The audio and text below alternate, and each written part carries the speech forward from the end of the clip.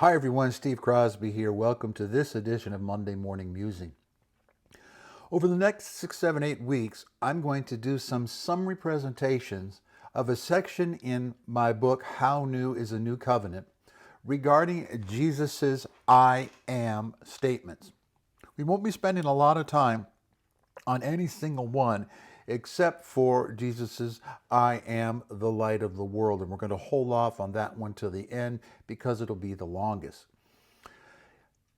Those I am statements are very easy for us to read detached from the world in which Jesus made them.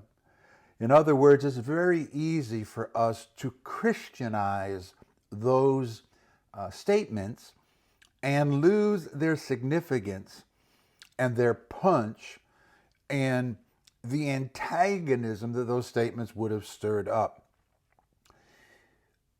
Jesus was not making per se a dispassionate and analytic, coolly presented exposition of his Trinitarian relationship with the Father.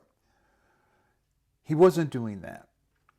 He was making identity statements, for sure, but in the context of his own Jewish upbringing and heritage, in the context, in the religious context, in the theological context of the world in which he found himself living.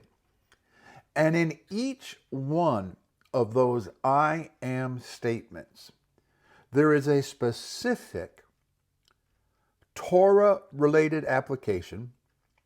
There is a specific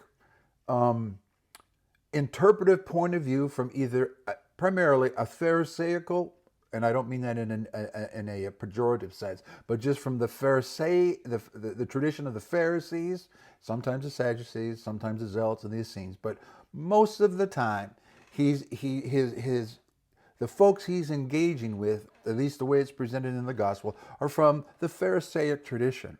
And there were certain perspectives, interpretive perspectives, regarding the scriptures and the word of God that they had, for which every one of those I am statements was a shot across the bow.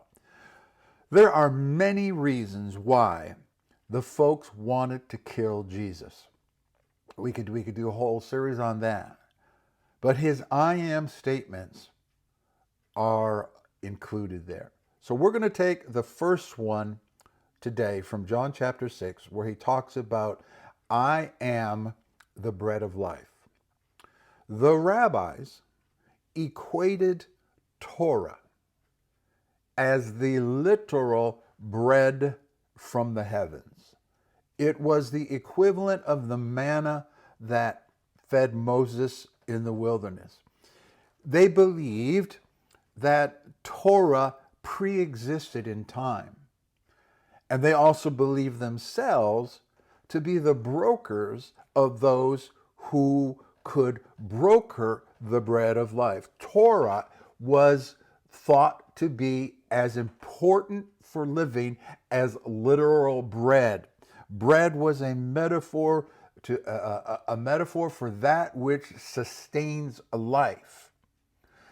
And then, as I said, so not only, I'm going to back this up a bit. Torah was considered pre-existent.